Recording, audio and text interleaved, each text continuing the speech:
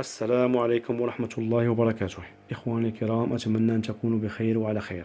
وهكذا وكما عودتكم أقوم بتقديم فيديوهات قصيرة ومفيدة وبسيطة، مكونات بسيطة ومتوفرة في كل منزل ويمكن لأي شخص الحصول عليها. أما الوصفة اليوم إخواني الكرام للناس التي تعاني من مشاكل حساسية الأنف أو التهابات الأنف، تجاويف الأنفية أو الشخير. هذه الوصفة إخواني الكرام رائعة وفعالة ومجربة، تتكون من مكونين بسيطين. المكون الأول وهو زيت حبة البركة، زيت الحبة السوداء. يجب أن تتأكدوا من أن يكون زيت حبة البركة أصلي ونقي. أما المكون الثاني فهو زيت السمسم. نعم إخواني الكرام، زيت السمسم يتحصل على خصائص رائعة وجد مفيدة لمن يعاني من الالتهابات الأنفية. وكذلك إخواني الكرام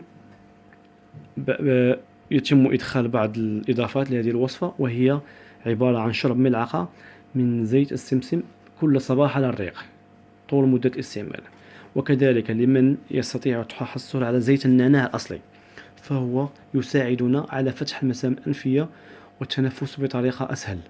يتم نقطة من زيت النعناع داخل خارج الأنف، فوق الأنف من الخارج، نقطة في اليمين ونقطة في الجهة اليسرى.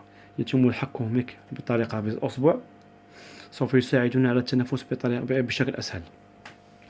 أما إخواني الكرام، عن طريقة استعمال هذه المكونات التي تكلمنا عنها واللي هي زيت السمسم والزيت حبة البركة للأنف، يتم استعمال ملعقة أو ملعقتين من زيت حبة البركة، ونفس المقدار كذلك ومثال لزيت السمسم، ملعقة أو ملعقتين من زيت السمسم.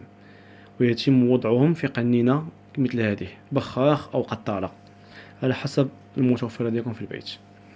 يمزج المكونان معا داخل هذه القطارة، ونقوم باستعمالها لمدة لا تقل عن أسبوعين، 3 مرات في اليوم، مرة في الصباح، مرة بعد الظهر، ومرة قبل النوم. وللتذكير، مدة لا تقل عن أسبوعين وما فوق. 3 قطرات في كل جهة، 3 قطرات في الجهة اليمنى، 3 قطرات في الجهة اليسرى في الصباح، 3 قطرات في الجهة اليمنى وكذلك الجهة اليسرى بعد الظهر أي المساء، 3 قطرات في الجهة اليمنى وثلاثة في القطرات في الجهة اليسرى في الليل قبل النوم. هكذا لمدة أسبوعين كاملين إن شاء الله، وسوف تلاحظون نتائج رائعة، خصوصا لمن يعاني من التهابات التجاوف الأنفية ولمن يعاني من الحساسية. وسوف يتم تقليل من الشخير بشكل واضح جدا جدا إخواني الكرام، وسوف تستطيعون التنفس بشكل أسرع، يعني بشكل مريح أكثر بإذن الله تعالى. وهكذا إخواني الكرام نكون قد وصلنا لنهاية الفيديو. أتمنى أن تكونوا قد استفدتم معنا، ومن يريد أن يسأل أو يستفسر على أي شيء فأرجو أن يترك السؤال في التعليق، وسوف أجيبكم جميعا إن شاء الله بإذن الله. وهكذا إخواني الكرام أتمنى لكم أمسية طيبة، وإلى اللقاء في مقابلة أخرى إن شاء الله. السلام عليكم ورحمة الله وبركاته.